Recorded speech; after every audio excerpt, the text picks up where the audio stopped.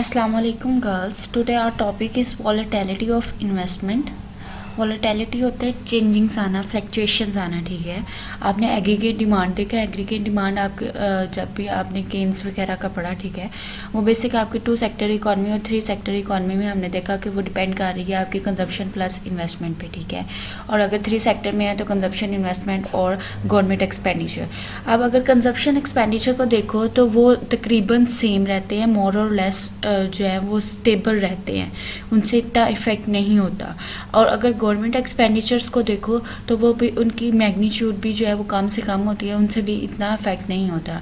लेकिन जब हम इन्वेस्टमेंट की बात करते हैं तो वो बहुत ज़्यादा इम्पोर्टेंट रोल प्ले करती है इकॉनमी में, क्योंकि ये बहुत ज़्यादा फ्लक्चुएट करती है, ठीक है, वोलेटाइल होती है। इन्वेस्टमेंट जो है वो वोलेटाइल होती है, that's why it's called volatility of investment, यानी कि इसमें बहुत ज़्यादा चेंजिंग्स आती हैं। इसमें फ्लक्चुएशंस आने से पूरी की पूरी इकॉनमी में चेंजिंग्स आती हैं, ठीक है।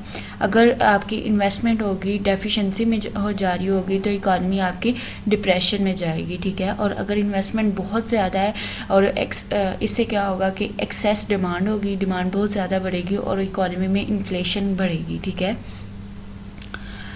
आपके इन्वेस्टमेंट जो उनसे हैं लैग्स भी आ जाते हैं, ठीक है। उसके लैग्स होता है कि आपकी जो एक्चुअल आउटपुट, एक्चुअल कैपिटल है वो इतना नहीं होता जितना डिज़ायर्ड होता है, ठीक है। उसमें ऑफिशियली फॉर्मेलिटीज़ भी आ जाती हैं इन्वेस्ट करने के लिए, ठीक है।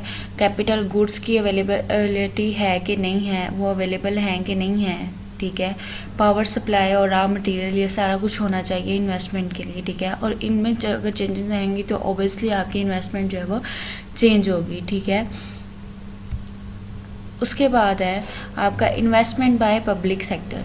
पब्लिक सेक्टर कौन सा होता है? आपका गवर्नमेंट सेक्टर होता है जो आपके एक्सपेंडिचर्स करता है, ठीक है। पब्लिक सेक्टर हमेशा जहाँ पे भी आप पढ़ोगे आगे जाके भी नेक्स्ट, ये गवर्नमेंट को शो करता है पब्लिक जो है, ठीक है। और पब्लिक सेक्टर कैसे आपकी इन्वेस्टमेंट करती है? मोस्टली जो है डेवलपिंग कंट्रीज़ में जो है आपके प्राइवेट सेक्टर जो है वो इतना इन्वेस्ट नहीं करते। वो सिर्फ वहीं पे इन्वेस्ट करेंगे जहाँ पे उन्हें लगेगा कि उनको हाई प्रॉफिट अर्न हो सकता है। लेकिन जो गवर्नमेंट सेक्टर है या आपकी स्टेट है वो वहाँ पे भी इन्वेस्ट करेगी उन प्रोजेक्ट्स पे भी जिनमें हैवी फंड्स उसको देने पड़ेंगे, लेकिन उसको प्रॉफिट अर्निंग नहीं होगी, वो उन सेक्टर में भी जो है वो इन्वेस्ट करती है, ठीक है। और जो आपकी पब्लिक सेक्टर या आपका गवर्नमेंट जो है वो मोस्टली उनके प्रोजेक्ट्स होते हैं, पावर प्रोजेक्ट्स होते हैं, रोड्स होते हैं, डैम्स होते हैं, ठीक है, हॉस्पिटल्स और हेल्थ इंस्टीट्यूशन वगैरह, ठीक है, एजुकेशन इंस्टीट्यूशंस एट्सेट्रा जो है, ये सारे के सारे प्रोजेक्ट्स जो है आपकी गवर्नमेंट इनमें इन्वेस्ट करती है और इससे में भी उनको कोई फ़ायदा ना हो, ठीक है।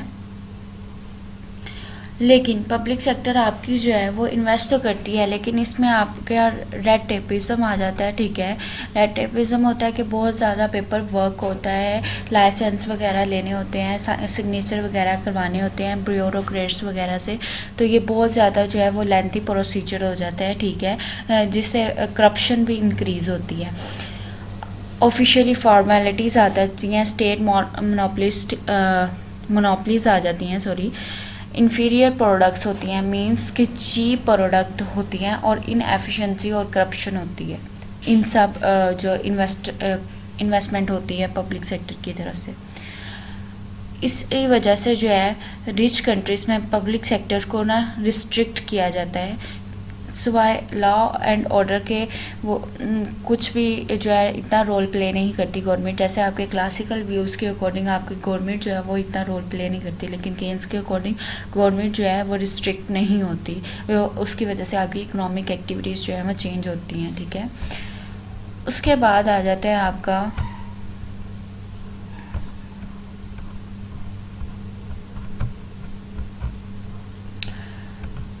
The saving investment gap in developing countries. Saving investment gap क्या होता है कि आपकी सेविंग जो है वो बहुत कम है, आपकी इन्वेस्टमेंट बहुत ज़्यादा है, ठीक है। और ये गैप किस वजह से आता है, डेवलपिंग कंट्रीज़ जो हैं उनमें ज़्यादा विशियस सर्कल ऑफ पॉवर्टी होती है, यानी कि उनकी लो इनकम होती है, लो इनकम की वजह से उनकी सेविंग्स लो होती है, सेविंग्स लो होने की वजह से उनकी इन्वेस्टमेंट भी लो होती है, और इन्वेस्टमेंट लो होने की वजह से उनकी जो है प्रोडक्शन लो होती है, प्रोडक्शन की वजह से उनका आउटपुट भी लो आता है, और ये प्रोसीजर एक सर्कल में जो है वो चलता रहता है, इसी वजह से इसको विशियस सर्कल ऑफ पॉवर्टी कहते हैं। ठीक है, अब आपकी जो सेविंग है वो कम होती है as compare to your investment, तो इस गैप को फिल करने के लिए गवर्नमेंट जो है वो सेविंग को रेज करती है। वो किस तरह, वो पॉलिसीज़ बनाएगी, ठीक है, उसमें ये कर देगी कि कंजप्शन जो है, लग्जरी कंजप्शन है, उसको डिस्करेज करेगी थ्रू टैक्सेस। ठीक है, अब सेविंग्स को प्रमोट करने के लिए बैंक्स को इन्हांस करेगी। उसके अलावा सेविंग को प्रमोट करने के लिए गवर्नमेंट में भी ये एडवर्टाइज़ कर दे कि गवर्नमेंट जो है वो इंटरनल और एक्सटर्नल लोन्स लेना स्टार्ट कर दे कि अगर इकोनॉमी में सेविंग इंक्रीज़ नहीं होंगी तो उससे क्या होगा, इकोनॉमी में आपकी सेविंग्स जो हैं वो बढ़ जाएंगी। ठीक है, और उन लोन्स के पीछे उसको इंटरेस्ट रेट भी देना पड़ेगा। ठीक है, और न्यू मनी भी जो है वो प्रिंट आउट करनी पड़ेगी।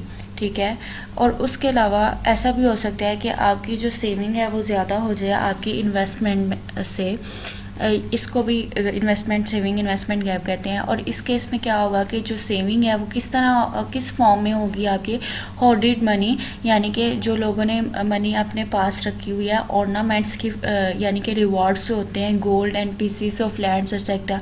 ठीक है, तो इन सब को अगर वो यूटिलाइज़ करें, अगर वो इन सब को इन सब से जो है वो उनकी जो मनी है उनको सर्कुलेशन में ले आए, तो उससे क्या होगा कि सेविंग रेट इंक्रीज़ करेगा। ठीक है, और इस सेविंग रेट जो है वो आपका इक्वल हो जाएगा इन्वेस्टमेंट के। ठीक है, और आपका सेविंग इन्वेस्टमेंट गैप जो है वो ख़त्म हो जाएगा। ठीक है,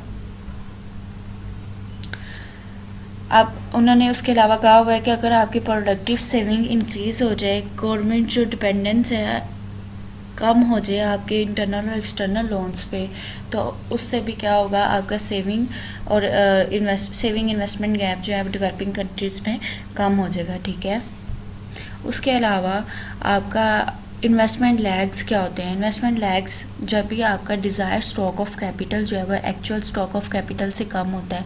ठीक है, तो इस वजह से इन्वेस्टमेंट लैग आ जाता है, यानी कि आप जितना चाह रहे होते हो कि कैपिटल आप इसमें इन्वेस्ट करो उतना आपके पास होता नहीं है। ठीक है, और 4 रीज़न है।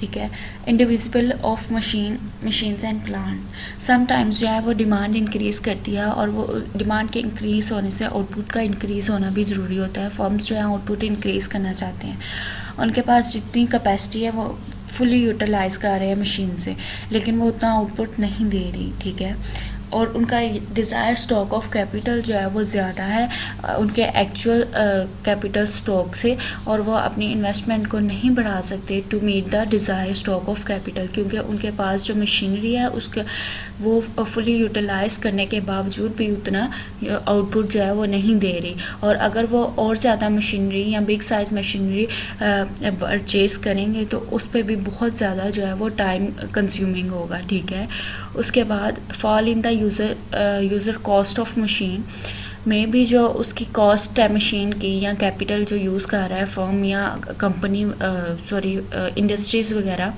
तो उसका जो है वो कह लें वैल्यू कम हो जाए मशीन की, उस पर रियल इंटरेस्ट बढ़ जाए और डेप्रिसिएशन ज़्यादा हो जाए। ठीक है, तो उस पर क्या होगा कि कैपिटल की जो है वो चीपर हो जाएगा एज़ कम्पेयर टू लेबर। तो मैं भी जो आपका प्रोड्यूसर है वो कैपिटल लेबर की बजाय कैपिटल को जो है वो एम्प्लॉयड करना शुरू कर दे, कैपिटल यूज़ करना शुरू कर दे। ठीक है, और इस वजह से भी जो है आपका लैग्स आ जाते हैं इन्वेस्टमेंट में। ठीक है, investment lag is more in early years. अब इसमें भी उन्होंने यही बताया, बेसिकली आपका इन्वेस्टमेंट लैग का बताया हुआ है कि डिज़ायर स्टॉक ऑफ कैपिटल और आपके एक्चुअल स्टॉक ऑफ कैपिटल में जो डिफरेंस आ जाता है वो आपका गैप होता है। ठीक है, और गैप को आप एक पार्ट इसका कंप्लीट कर सकते हो एक पीरियड में, ठीक है। और इसको कंप्लीट करने के लिए बहुत ज़्यादा ईयर्स की ज़रूरत होती है, ठीक है। इस वजह से भी आपका इन्वेस्टमेंट लायक होता है। चेंज ऑफ प्लान, अगर एक फर्म को लगता है कि उसको प्लान कैपिटल जो है उसका कैपिटल इंटेंसिव होना चाहिए और वो प्रॉफिटेबल होगा, ठीक है, वो किस तरह होगा कि यूज़र की जो कॉस्ट है उस पर वो कम होगी, और इस तरह कॉस्ट कम होगी तो उसके पास जो डिज़ायर कैपिटल है वो तो इतना नहीं है, लेकिन उसका जो एक्चुअल कैपिटल है वो कम है, डिज़ायर कैपिटल जो है वो ज़्यादा है, तो उससे भी क्या होगा, इन्वेस्टमेंट लैग आ जाएगी क्योंकि उसको डिज़ायर कैपिटल या डिज़ायर इन्वेस्टमेंट के लिए भी बहुत ज़्यादा जो है वो टाइम पीरियड इन्वॉल्व होगा, ठीक है। ओके, अल्लाह हाफिज़।